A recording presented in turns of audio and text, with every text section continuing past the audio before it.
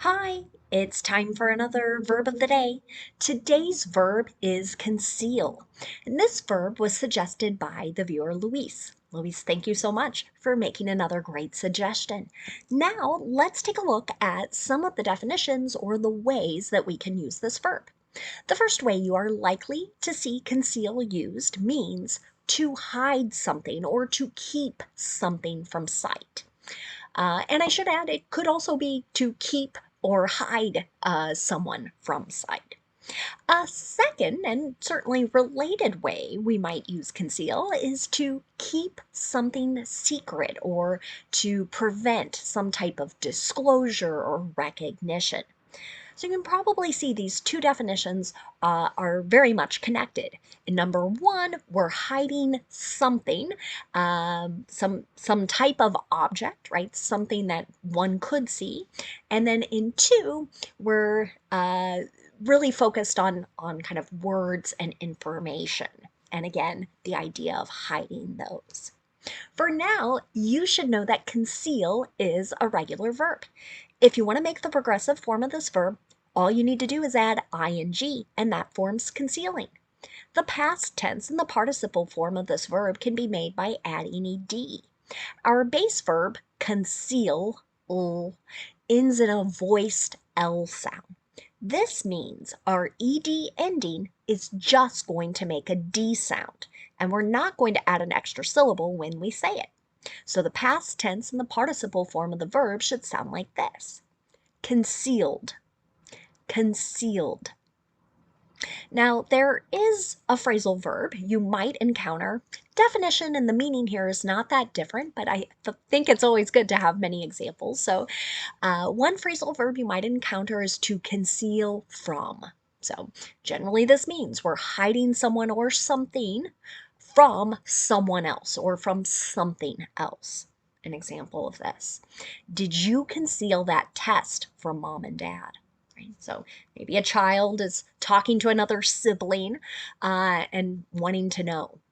Probably this was not a good test result, right? So that's generally what might motivate someone to hide or conceal something. Now, today we're going to work on making more information questions. And today we'll focus on doing that in the present perfect tense. Before we go into our examples that use our verb of the day, I thought I'd do a little review of our structure, or the pattern that we will form with these types of questions. Again, many textbooks and teachers call these WH questions because most of the words start with those two letters. I usually call them more information questions in my classes because it's different than just a yes or no, right? You have to tell someone something else, something more. Okay. So as we build these kinds of questions in the present perfect, so we might be asking about an action that occurred at some unknown point in the past, or we might be asking about a question or an action that started in the past and continues into the present. Our pattern is going to look like this. We're always going to start with a question word. We're going to use our helping verb, and that verb will change based on what our subject is. After the subject comes our participle form of the verb. Okay? So the maybe trickiest thing to remember here is that you want to use have when the subject in your question is I, you, we, or they, and you want to use has when your subject is he, she, or it. So if you'd like a little bit of practice with this, you could pause our video here and begin to make various questions, right? We might say something like, and I'll try and get my little marker here to point out, right? We're going to take one from each group, kind of, why has she gone? Why has she gone to this particular place, right? We could always add more words, right? But we could change our subject to ask, why have they eaten, right? And just kind of build questions that way. So again, if you'd like a little more practice, pause the video and you can begin to make some of your own. But if you're ready to continue, we'll move on to making some sample questions with our verb of the day now. The first type of question we're going to talk about is a question about time. So this could be time as on a clock, or it could be time as in a date. Okay? For those kinds of questions, we want to use the question word when, W-H-E-N.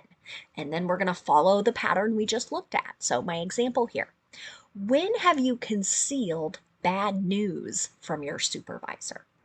This kind of question is asking, like, at any point in the past, at any point in your professional sort of life, have you hidden some bad news? Another type of question we ask is about place or location. We use the question word where, W-H-E-R-E with that, and again, we're going to follow our same pattern. Where has she concealed the stolen property? Right? We want to know, where was it hidden?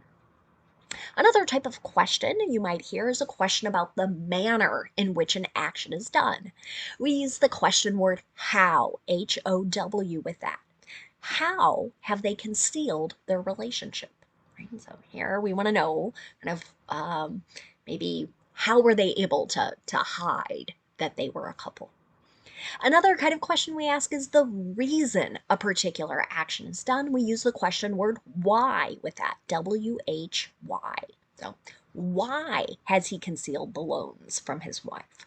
Right? I want to know, like, what has he been doing? Another question that again follows our pattern here is our determiner to ask about a particular thing or object. We use the question word what for that. So what have they concealed in the bookcase, right? So we're asking about that object or thing. Now, I have two more types of questions, and they break with our pattern just a little bit. So I always like to kind of call those out. We can also use the question word which, W-H-I-C-H, to ask about another thing or object. What makes this pattern a little bit different here is that you're always going to see a noun after this question word. And you might think of this noun as like giving you choices or giving you options. Okay, so after that, though, our pattern will return to the same. So, which threats have they concealed? Right. So again, maybe we're talking about a government department or a police agency, or right. We're talking about a particular category of information that maybe has been hidden. Finally, our last kind of question is about a person. So the person responsible for doing an action. What makes this pattern a little bit different is our question word who, W-H-O, is both going to be our question word and our subject. So an example of this. Who has concealed an illness in order not to miss work, travel, or social events? Okay. So you'll notice we go straight from has there into the participle. There's no subject there. So breaks the pattern just a little bit there.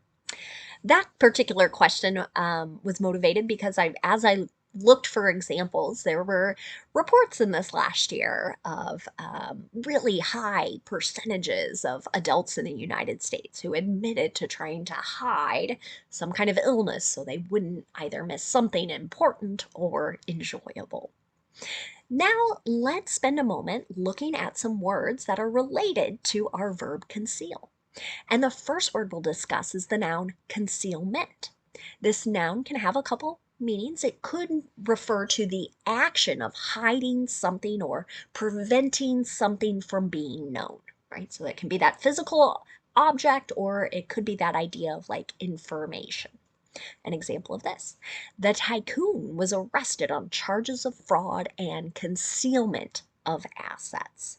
Okay, so here or maybe we're talking the action of hiding money, hiding valuable things from investigators or creditors, possibly.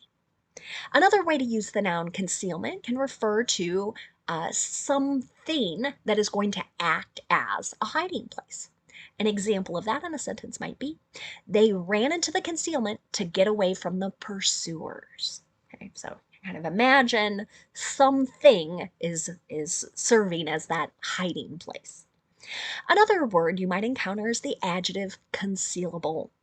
Something that can be hidden or kept out of sight. This is an adjective. This is what we're describing. So, an example.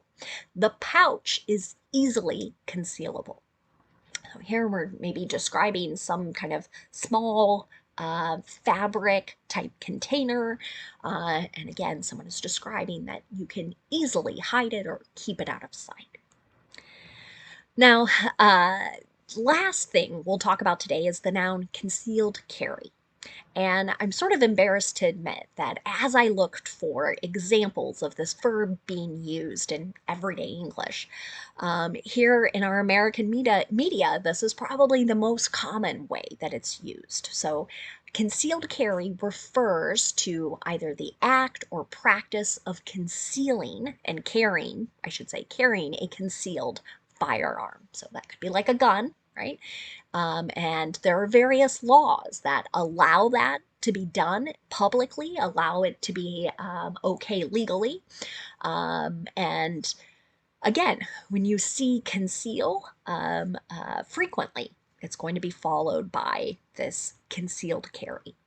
That, again, we're not talking about hiding and carrying other things with us. It almost always refers to guns, unfortunately. So, my last example here. The state's concealed carry laws should be evaluated and improved. So there are many people that say we shouldn't even have these types of things because it puts people in dangerous situations. Others, of course, argue it feels safer, it feels like protection for them. But that's how you'll likely encounter this verb if you spend any time in the US.